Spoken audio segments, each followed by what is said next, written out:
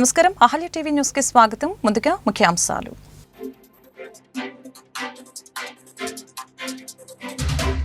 ఆంధ్రప్రదేశ్ రాష్ట్ర ముఖ్యమంత్రి చంద్రబాబుతో భేటీ అయిన డిప్యూటీ సీఎం పవన్ కళ్యాణ్. రాష్ట్ర బడ్జెట్, వివిధ శాఖలకు కేటాయింపులపై చర్చ. ఎమ్మెల్యేల కోటా, ఎమ్మెల్సీల ఎన్నికపై చర్చకు వచ్చే అవకాశం.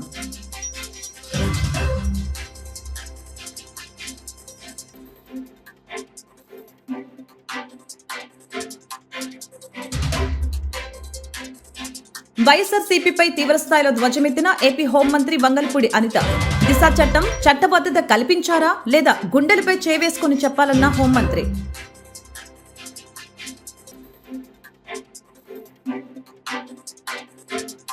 కూటమి ప్రభుత్వం తల్లికి వందనం పథకాన్ని త్వరలోనే అమలు చేయనుందన్న విద్యాశాఖ మంత్రి నారా లోకేష్. తల్లికి వందనం పథకంపై మండలిలో సభ్యులు అడిగిన ప్రశ్నకు సమాధానం ఇచ్చిన మంత్రి. పూర్తి గైడ్ లైన్స్ ని త్వరలోనే ప్రకటిస్తామని వెల్లడి. ఆంధ్రప్రదేశ్ రాష్ట్ర బడ్జెట్, వివిధ శాఖలకు కేటాయింపులపై ముఖ్యమంత్రి చంద్రబాబుతో డిప్యూటీ సీఎం పవన్ కళ్యాణ్ చర్చించారు. అభివృద్ధి పనులు, సంక్షేమ పథకాలని బ్యాలెన్స్ చేస్తూ కేటాయింపులు ఉన్నాయని పవన్ అభిప్రాయపడినట్లు తెలుస్తోంది. మే నుంచి ప్రారంభించే తల్లికి వందనం, అన్నదాత పథకాలపై భేటీలో చర్చించారు. అలాగనే ఎమ్మెల్యేల కోటా, ఎమ్మెల్సీల ఎన్నికలపై ఇద్దరు నేతల మధ్య చర్చ వచ్చినట్లు తెలుస్తోంది. దిశ చట్టం చట్టబద్ధత కల్పించారా లేదా గుండెలపై చేవేసుకుని చెప్పాలని ఏపీ హోంమంత్రి వంగల్పూడి అనిత వైఎస్ఆర్సీపీపై తీవ్రస్థాయిలో ధ్వజమెత్తారు. దిశ చట్టం యాప్పై శాసనమండలిలో అనిత మాట్లాడుతూ దిశ యాప్ ద్వారా ఎంతమంది మహిళల్ని రక్షించారో వైసీపీ సభ్యులు చెప్పాలని డిమాండ్ చేశారు. శక్తి యాప్ తీసుకువచ్చి మహిళలకి భద్రత కల్పించబోతున్నామని తెలిపారు. మహిళా దినోత్సవం రోజున శక్తి యాప్ని ఆంధ్రప్రదేశ్ ముఖ్యమంత్రి చంద్రబాబు నాయుడు ప్రారంభించబోతున్నట్లు తెలిపారు.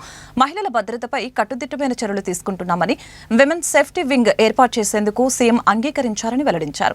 గంజాయి నివారణకి ఈగల్ అనే సాఫ్ట్వేర్ రూపొందించి అమల్లోకి తెచ్చామని, దిశ యాప్ డౌన్లోడ్ కోసం గత ప్రభుత్వం టార్గెట్ పెట్టడంతో పాటు మగవాళ్లతోనూ యాప్ డౌన్లోడ్ చేయించారని హోంమంత్రి అనిత విమర్శలు గుప్పించారు. దీంతో హోంమంత్రి అనిత వ్యాఖ్యలపై వైసీపీ ఎమ్మెల్యేలు ఆగ్రహం వ్యక్తం చేశారు. ఒకవేళ ఆ యాప్ ని కొనసాగిస్తారా లేదంటే దానికి సమాంతరంగా ఏదైనా యాప్ ని తీసుకొస్తారా?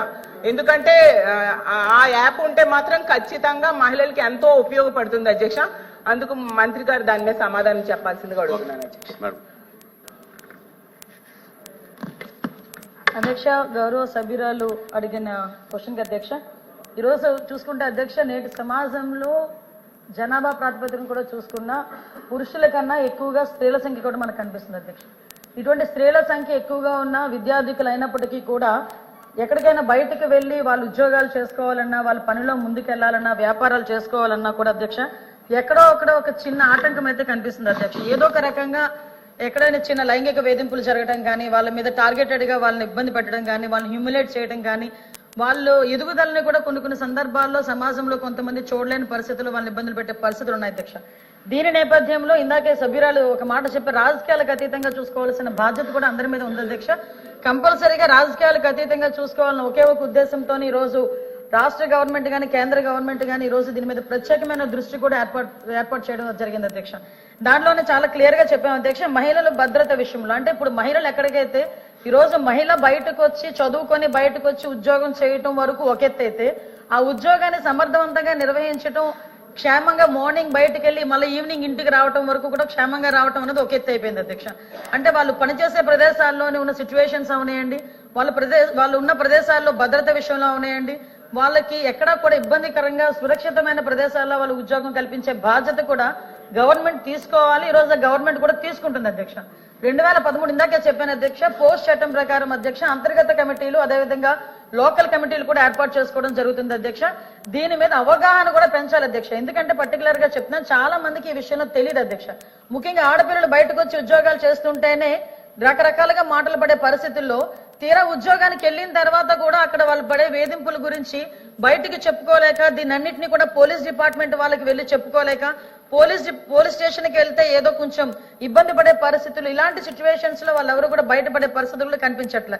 కాబట్టి దీని మీద కంపల్సరీగా ప్రతి కంపెనీలో కానీ ఎక్కడైనా కూడా 10 మంది ఉమెన్ ఎంప్లాయీస్ కనుక ఉంటే డెఫినెట్ గా అక్కడ ఒక అంతర్గత కమిటీ, ఒక లోకల్ కమిటీని కూడా ఏర్పాటు చేసుకోవాల్సిన అవసరం ఉంటుంది అధ్యక్ష.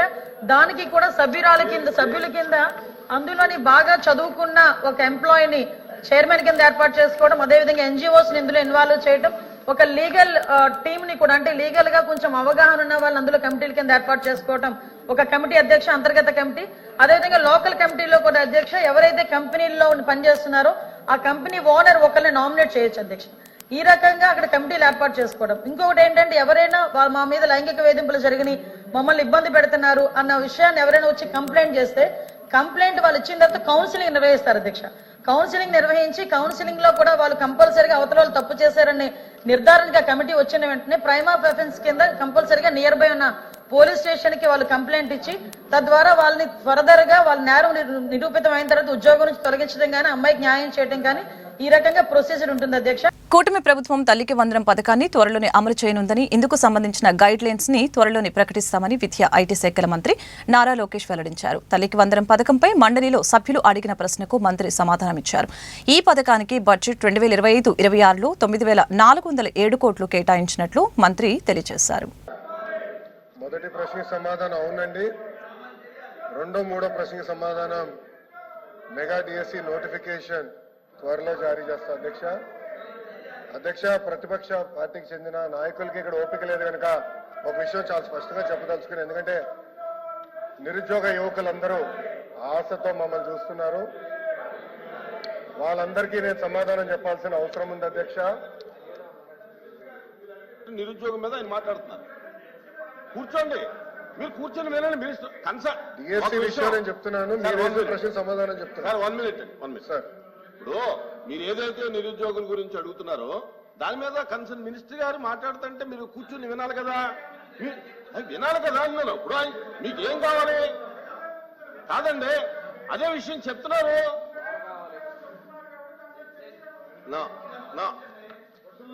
అధ్యక్ష,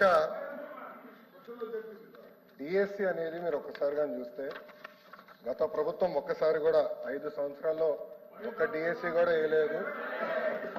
ఎందుకు వేయలేదో వాళ్ళు సమాధానం చెప్పాలి అధ్యక్ష.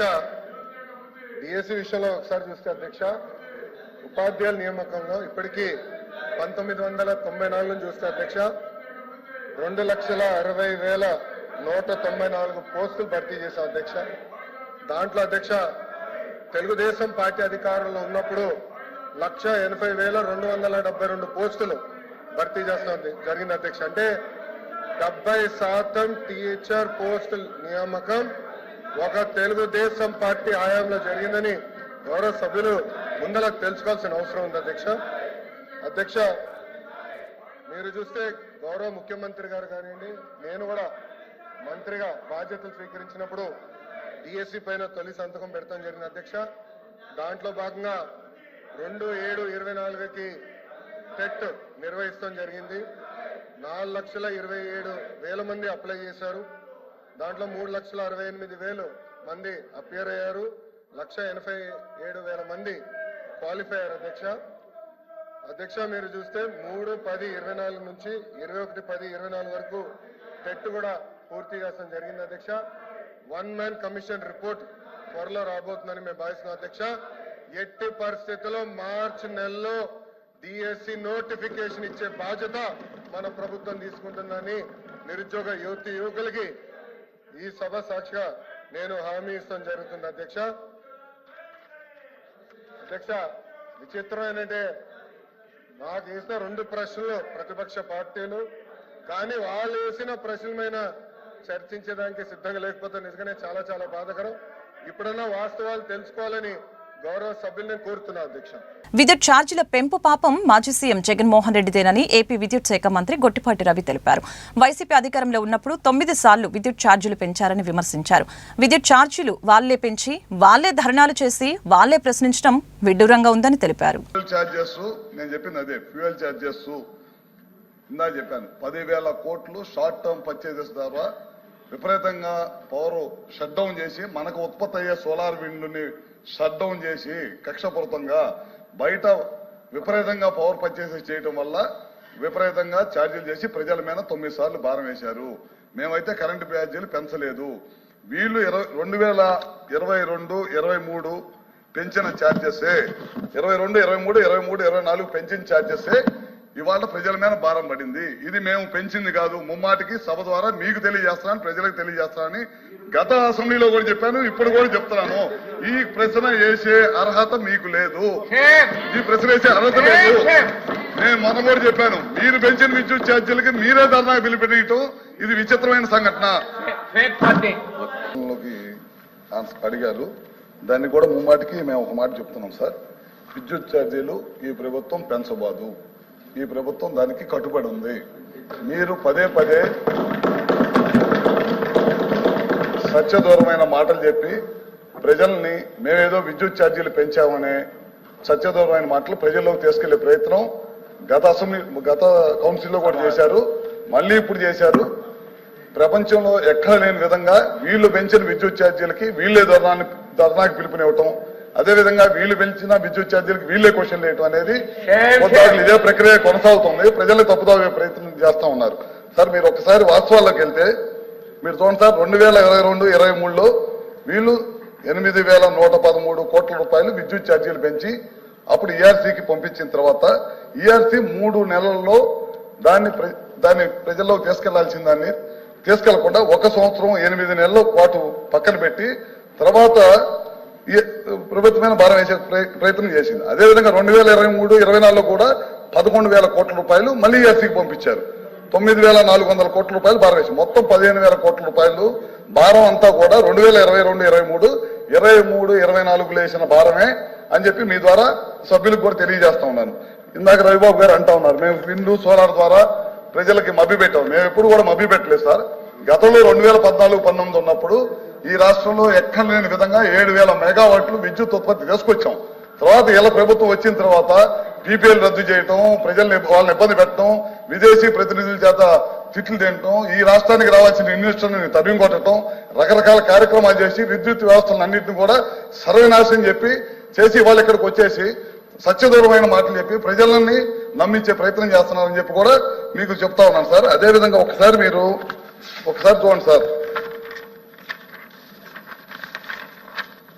కృష్ణపట్నం ప్లాంట్ స్టేజ్ 2 అట్లానే వీటీపీఎస్ స్టేజ్ 5 ప్లాంట్లకి తెలుగుదేశం ప్రభుత్వం ఉన్నప్పుడు చాలా పెద్ద ఎత్తున ఖర్చు పెట్టి రాబోయే రోజుల్లో పవర్ పనిచేసే ఉండకూడదు, మన పవర్ మనమే ప్రొడక్షన్ చేసుకోవాలనే ఉద్దేశంతో చేస్తే ఆ రెండింటిని కూడా షట్ డౌన్ చేసేసి పవర్ కొత్తగా ప్లాంట్లన్నింటి కూడా నిర్మాణం చేయకుండా చేసేసింది.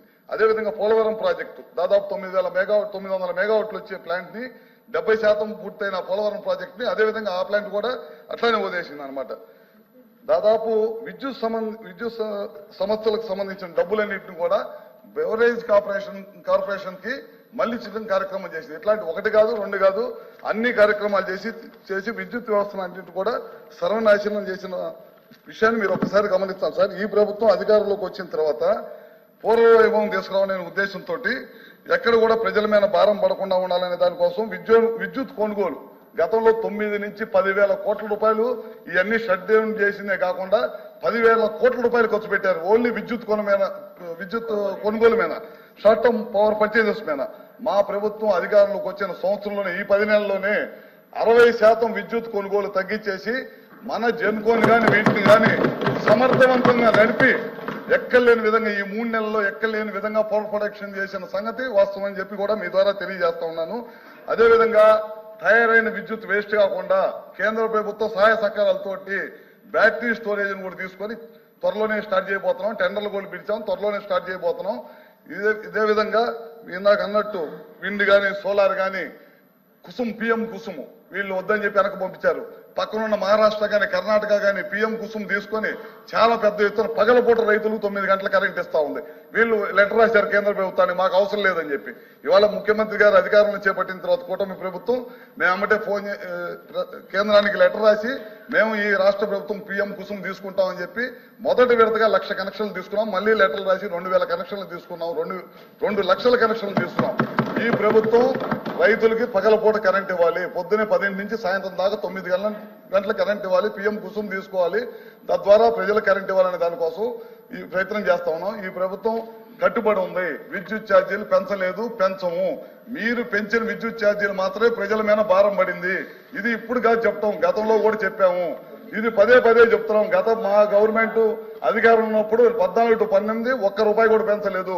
మీ ప్రభుత్వం అధికారం వచ్చిన తర్వాత గడిచిన 5 సంవత్సరాల్లో 9 సార్లు విద్యుత్ ఛార్జీలు పెంచిన ఘనత మీది. మా ప్రభుత్వం ఎట్టి పరిస్థితులు, మా ముఖ్యమంత్రి గారు కానీ మా కూటమి ప్రభుత్వం కానీ ఎట్టి పరిస్థితుల్లో రూపాయి కూడా విద్యుత్ ఛార్జీలు పెంచమని చెప్పి ఈ సభ ద్వారా సభ్యులకి ప్రజలకు కూడా తెలియజేస్తున్నాము. ఉమ్మడి కృష్ణా గుంటూరు జిల్లాల పట్టభద్రుల ఎమ్మెల్సీ ఎన్నికలలో ఆలపాటి రాజేంద్ర ప్రసాద్ ఘన విజయం సాధించడంతో ఎన్టీఆర్ జిల్లా మైలవరం పట్టణంలో సంబరాలు అంబరాన్ని అంటాయి. మైలవరం శాసనసభ్యులు వసంత వెంకట కృష్ణ ప్రసాద్ ఆదేశాల మేరకు మైలవరం పట్టణంలోని స్థానిక 4 రోడ్ల కూడలిలో కల ఎన్టీఆర్ విగ్రహం వద్ద పట్టభద్రుల ఎమ్మెల్సీ ఎన్నికలలో ఆలపాటి రాజేంద్ర ప్రసాద్ గెలిచిన సందర్భంగా కూటమి నాయకులు మైలవరం పట్టణ తెలుగుదేశం పార్టీ మరియు కూటమి పార్టీల ఆధ్వర్యంలో బాణసంచా కాల్చి స్వీట్లు పంపిణీ చేశారు. కార్యక్రమంలో మైలవరం పట్టణ తెలుగుదేశం పార్టీ నాయకులు, కార్యకర్తలు తదితరులు కూటమి సభ్యులు పాల్గొన్నారు. అన్నా క్యాంటీన్లో ప్రజలకి ఎటువంటి ఇబ్బందులు కలగకుండా చూసుకోవాలని విజయవాడ నగరపాలక సంస్థ కమిషనర్ ధ్యానచంద్ర సూచించారు. ఆహార నాణ్యత, టోకెన్లు, వసతుల్ని ఎప్పటికప్పుడు పర్యవేక్షించాలని అధికారులకి ఆయన ఆదేశాలు జారీ చేశారు.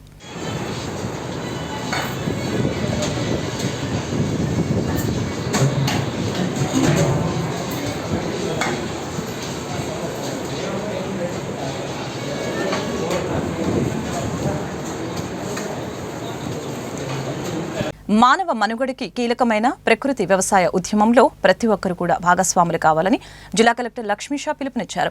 దశలవారీ కార్యాచరణతో సహజ సాగులో ఎన్టీఆర్ జిల్లాని నెంబర్ 1లో నిలిపేందుకు సమిష్టి కృషి అవసరమని తెలియజేశారు. దాని తర్వాత హ్యూమన్ ఇవాల్వ్ అయింది. ఫస్ట్ వచ్చిందే ఇన్సెక్ట్స్, మనకన్నా ముందులో వచ్చినాయంటే సో అవటికి ఇంకా అడాప్టబిలిటీ ఎక్కువ ఉంది. సో మనం పెట్టే ఈ విషయ పదార్థాలు అవటి చంపేస్తున్నాయంటే మమ్మల్ని వదులుతాయా? సో ఈ పాయింట్ ఫార్మర్స్ మనం ఎక్కించారు గుర్రకి. అప్పుడు వాళ్ళు కరెక్ట్ కదా, we are weak compare to insects, అంతే కదా. సో అవి చాలా ముందు ఇవాల్వ్ అయ్యాయి, అవికి ఇంకా రక్షణ కవచాలు అవన్నీ ఎక్కువ ఉన్నాయి, హ్యూమన్ బీయింగ్ ఇంకా లేదు. సో అటువంటి గట్టిగా ఉన్న పురుగుని చంపేసే మనం కెమికల్ వేసినప్పుడు ఆ కెమికల్ ఫుడ్ లో వచ్చి మమ్మల్ని చంపుకుంటూ ఉంటుంది. ఓకే, ఈ పాయింట్ ని మనం ప్రాపర్ గా తరమంది కన్విన్స్ చేస్తే వాళ్ళు ఒప్పుకుంటున్నారు. అప్పుడు వాళ్ళు ఓకే, అప్పుడు థ్రెషోల్డ్ వాల్యూకి వస్తారు. పురుగులు మొత్తం చంపాల్సిన అక్కర్లేదు, అవి మనతో ఇవాల్వ్ అయ్యాయి, మనకన్నా ముందు ఇవాల్వ్ అయ్యాయి, అవే జీవించాలి. అవి ఉంటేనే కదా పంటలు కూడా ఉంటాయి. చాలా వరకు సింబాయిజం ఉంటుంది ఇక్కడ. కాబట్టి అవి 100% చంపాల్సిన అక్కర్లేదు. ఆ థ్రెషోల్డ్ లెవెల్కి తగ్గిస్తే చాలు. ఎక్కడ వరకు ఎకనామిక్ లాస్ వరకు అవ్వకుండా ఉంటే ఆ నంబరు మనకు ప్రాబ్లం లేదు. అవి జీవించచ్చు, మనం జీవించచ్చు. దానికి కల్చరల్ మెథడ్స్ చాలా ఉన్నాయి చేయడానికి. స్టిక్కీ ట్రాప్, ఎక్సైజ్, ఫెరమోన్స్ అటువంటి పెట్టచ్చు. ఇవి మనం పబ్లిసిటీ చేయాలి. ఇప్పుడు ఏంటి ఇన్స్టెంట్గా అందరికీ ఓకే బటన్ నొక్క లైట్ వెలిగేలాగా మందులు పడితే అది చచ్చిపోవాలి. కానీ అంత అవసరం లేదు. ఓకే, ఇది మనము రైతులకి ఎక్స్ప్లెయిన్ చేయాల్సి ఉంది. సో దీంట్లో మీరందరూ కన్విన్స్ అయ్యారు నాకు తెలుసు, కానీ రైతులు కన్విన్స్ అయ్యారంటే ఇంకా లేదు, ఆ మెసేజ్ వెళ్ళలేదు. మేబీ వేరియస్ రీజన్స్, వాళ్ళకి వినడానికి టైం లేకుండా పోవచ్చు, లేదా వాళ్ళు వినలేక చెప్పకుండకపోవచ్చు, లేదా చెప్పేంత నంబర్స్ ఆఫ్ రిసోర్స్ పర్సన్ లేకుండా పోవచ్చు. కానీ ఇంకా చాలా చాలా గ్యాప్ అయితే ఉంది. దీన్ని మనం కంపల్సరీ చేయాలి. ఇది ఏదో ఒక కాన్సెప్ట్ లాగానో లేదా ఎవరికో ఒక్కరికి బెనిఫిట్ కోసం కాదు. ఇది మొత్తం మనుగడ, హ్యుమానిటీ, మానవ మనుగడకి ఇది చాలా అవసరం. బికాజ్ ఆ లాంగ్ రన్ ఇప్పుడు మనం పంజాబ్ చూస్తే గ్రీన్ రెవల్యూషన్ అయిపోయిన తర్వాత మట్టిలో ఏం లేదు, మూడు తప్ప. ఇక్కడ ఫర్టిలైజర్ పోసే తప్ప ఏమి వచ్చేది లేదు. ఓకే డిస్టిల్డ్ వాటర్ లాగా డిస్టిల్డ్ సాయిల్ అయిపోయింది. అది కంప్లీట్ డిస్ఇన్ఫెక్టెంట్ లాగా ఏమి లేదు, ఒక మైక్రోబ్స్ లేదు, ఒక ఆర్గానిక్ మ్యాటర్ లేదు. నువ్వు ఫర్టిలైజర్ లేకుండా ఏం వేసినా అక్కడ పండించే పరిస్థితి లేదు. అటువంటి పరిస్థితి కనుక ఆలోచించి మొత్తం దేశాల్లో వస్తే ఎలా ఉంటుంది? ఎక్కడి నుంచి వస్తుంది ఫుడ్? ఓకే, యాక్చువల్లీ అందుకే ఎంఎస్ స్వామినాథన్ గారు చెప్పారు, future belongs to not those the countries who are having guns, but future belongs to those countries who are having grains అని చెప్తారు స్వామినాథన్. ఎందుకు గన్స్ ఉంటే ఏమిటి, పవర్ చంపేయచ్చు, కానీ గ్రెయిన్స్ ఉంటే జీవితాన్ని కాపాడవచ్చు. కాబట్టి ప్రపంచం ఫ్యూచర్ ఎవరికి వస్తుంది, ఎవరికి సొంతం అంటే ఎవరి దగ్గర గ్రెయిన్స్ ఉంటాయో, ఎవరి దగ్గర మంచి ఫుడ్ ఉంటుందో వాళ్ళకి సొంతం అని చెప్తారు.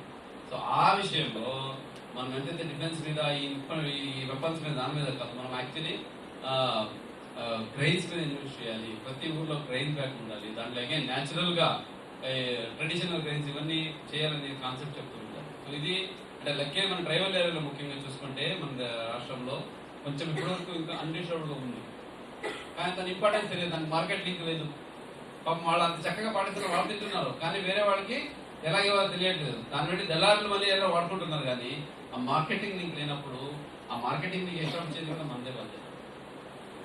ఇప్పుడు ఆర్గానిక్ పండించడం చెప్తున్నాం, ఆర్గానిక్ గా పండించడానికి కొంచెం ఆయన ఇది ప్రొడక్ట్ కానీ దాంట్లో కానీ కొంచెం తగ్గుతుంది కదా. సో దాన్ని కంపల్సరీ ఎక్కడ చేస్తాము, ప్రైస్ కొంచెం ఎక్కువ ఇవ్వాలి కదా అతనికి. సో కానీ ఒకసారి పండించాక కానీ మార్కెట్కి తీసుకొస్తే ఇది కూడా అదే ప్రైస్, అది కూడా అదే ప్రైస్ ఉంది, ఇంకా మోటివేషన్ పోతుంది. ఓకే, సో దీనికి ప్రాపర్గా మన సిస్టమ్ ఉండాల్సిన అవసరం.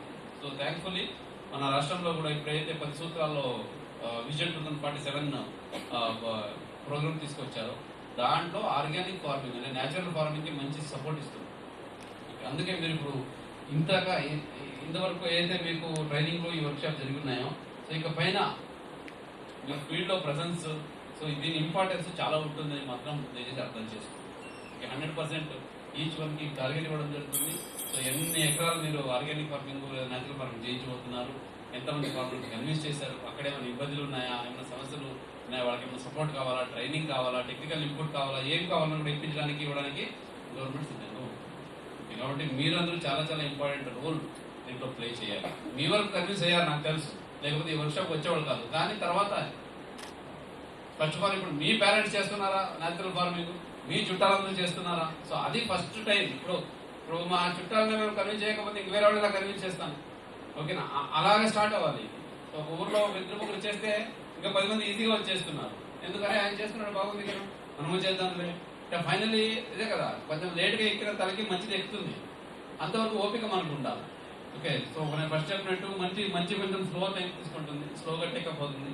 కానీ సత్యం ఎవరు చేయలేదు. ఫైనల్లీ ట్రూత్ అరౌండ్ ట్రంప్స్, మంచిదే అందరికీ నచ్చుతుంది, కొంచెం లేట్ అవుతుంది. కాబట్టి ఆ మంచిదని చేస్తున్నానికి మీరందరూ కృషి చేస్తున్నందుకు మీ అందరూ నేను హృదయపూర్వకంగా అభినందిస్తూ ఉన్నాను. అట్లాగే దీనికి వెనక నుంచి సపోర్ట్ చేస్తున్నాను విజయ్ కుమార్ సార్కి, అలాగే గవర్నమెంట్ ముఖ్యంగా. ఇప్పుడు ఆంధ్రప్రదేశ్ ప్రభుత్వం న్యాచురల్ ఫార్మింగ్లో చాలా ముందంజలో ఉంది.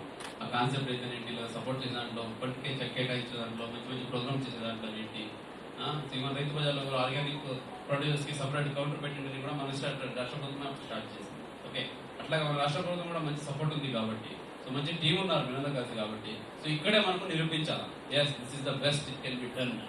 దానికోసం మీరందరూ ముందుకు రావాలి, ఇంకా డెడికేటెడ్గా. వార్తలు ముగించే ముందు ముఖ్యాంశాలు మరొకసారి.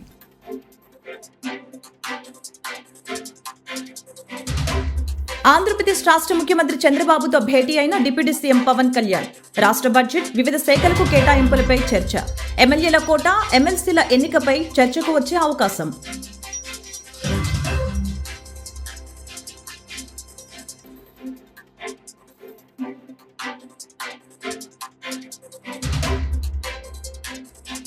వైఎస్ఆర్సీపీపై తీవ్రస్థాయిలో ధ్వజమెత్తిన ఏపీ హోంమంత్రి వంగల్పూడి అనిత. దిశ చట్టం చట్టబద్ధత కల్పించారా లేదా గుండెలపై చేవేసుకుని చెప్పాలన్న హోంమంత్రి.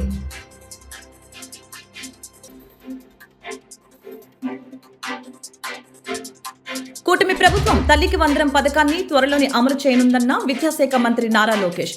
తల్లికి వందనం పథకంపై మండలిలో సభ్యులు అడిగిన ప్రశ్నకు సమాధానం ఇచ్చిన మంత్రి. పూర్తి గైడ్ లైన్స్ ని త్వరలోనే ప్రకటిస్తామని వెల్లడి. ఈ వార్తలు ఇంతటితో సమాప్తం. మరొక బులెటిన్లో మళ్ళీ కలుద్దాం. నమస్కారం.